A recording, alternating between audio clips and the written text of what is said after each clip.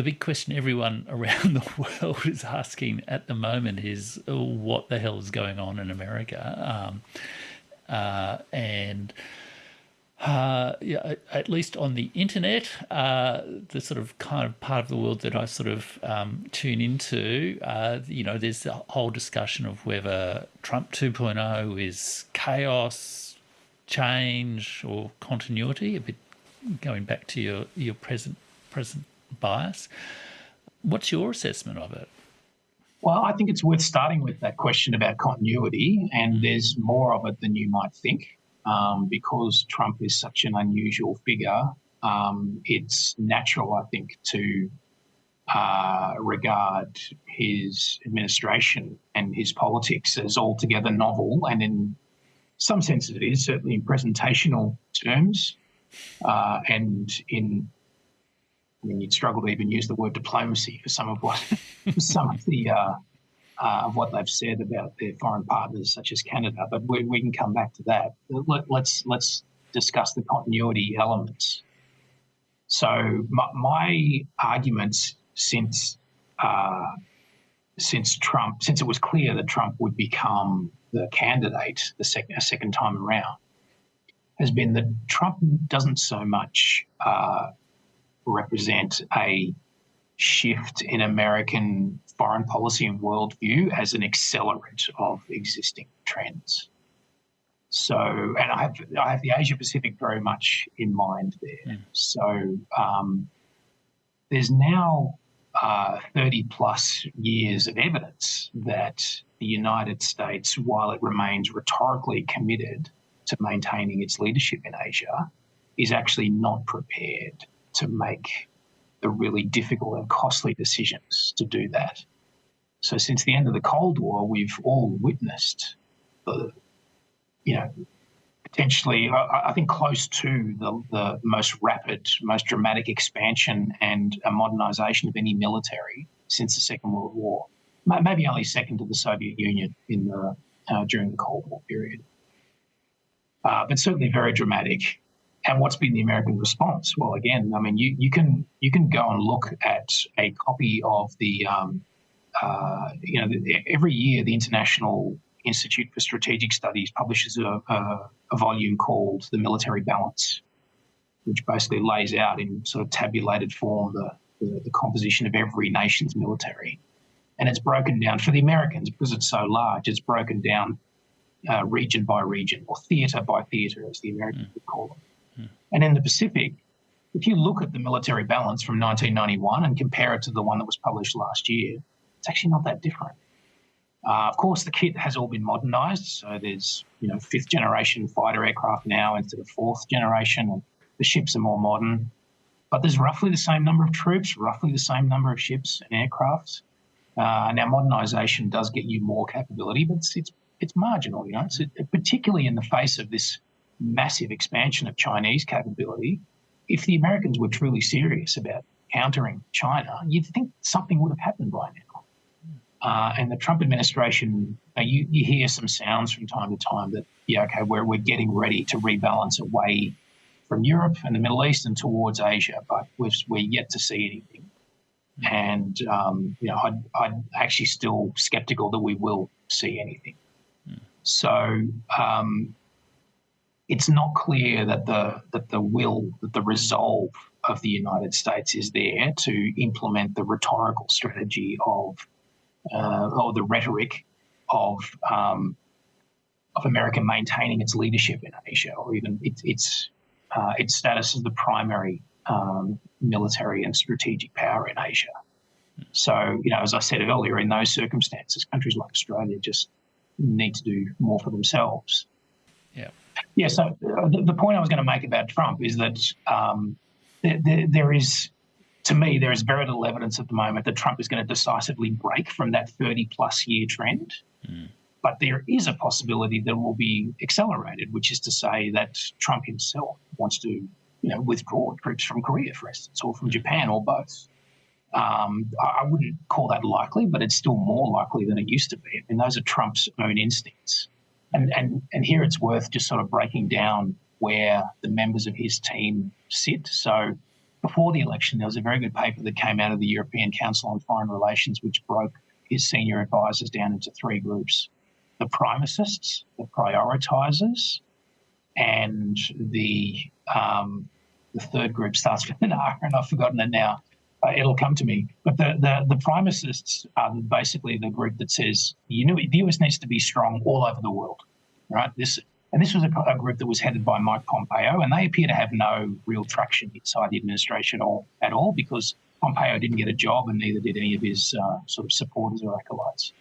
The prioritisers are those that say, look, we're overstretched, we can't do everything, we need to move our forces to the part of the world that matters the most, and that's Asia, and that's China. Now, Pete Hegseth, the Defence Secretary, is one of those. I think Marco Rubio, the Secretary of State, is one of those. Potentially Waltz, the National Security Advisor, and also J.D. Vance has made noises to this effect. And that's very much the sort of Elbridge-Colby kind of line. Exactly, too, yeah. Exactly. And there was an article in the Washington Post on the weekend which said that Hegseth had issued an interim strategic guidance document. Interim because it's not part of the annual cycle of these documents that they produce. But that document essentially laid down a prioritiser agenda. It said we're going to move out of Asia, we're going to move more forces out of the Middle East, and we're going to put them in. We're going to move out of Europe, we're going to move out of the Middle East, and we're going to put more forces in Asia. And then the third group is the group that basically says, look, we're going to have economic competition with China, sure, but we're not interested in strategic competition. We need to bring our forces home. We're done protecting every other country in the world. We need to protect our own borders. And guess who's in charge of that group? That's President Trump himself. Yeah. This is, and it's interesting on that line that President Trump, has issued guidance to the Pentagon to spend more time protecting the southern border and protecting the oceans around the United States from drug smuggling and illegal immigration and so on. There's also Trump's comments about the so-called Golden Dome, which is this incredibly ambitious project he has to essentially put a sort of Reagan-like bubble over the United States so that no countries... Sort of thing. Yeah, Star Wars, yeah. So of that nature. So, Trump himself, I think, has no interest in strategic competition with China.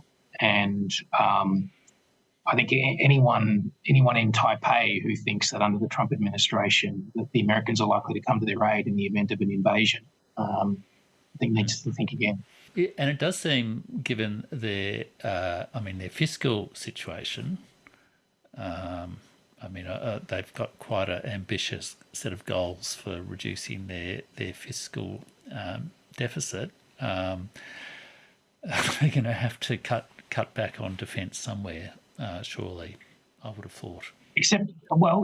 Possibly, but at least in historical terms, defence spending's pretty low as a percentage of GDP. It was certainly much higher in the Cold War and even much higher during the height of the George W. Bush global war on terrorism. So, this again goes to the issue of American resolve that I spoke about earlier. If you believe what American presidents now routinely say, that China is the pacing threat, that China is the strategic challenge for America, why hasn't there been a huge step up in defence spending as there was during the Cold War? Truman in 1947 announced that America's role would be to support democracies and to stop communist tyranny around the world. Right? The Truman Doctrine was inaugurated in 1947. It led to it basically ended America's post-war military retrenchment and started the military rebuild.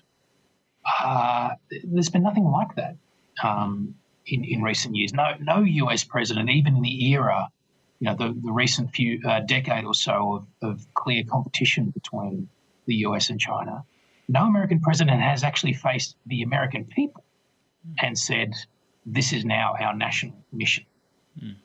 Now, you would think in a competition of this size, you need to get the public on board. You need to get that buy-in.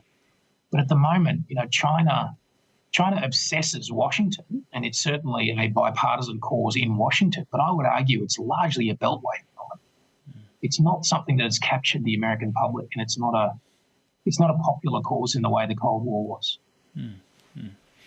There are some incredibly evangelical in a loose sense, not necessarily in a religious sense, advocates of regime change and all the rest of it, and conflict with China in the United States. So, I mean, maybe passion might overcome what popularity can't deliver, perhaps. Well, if there's some silver linings to the Trump administration, and there are a few, one of them is that he always behaves as if China is a legitimate power. Yeah.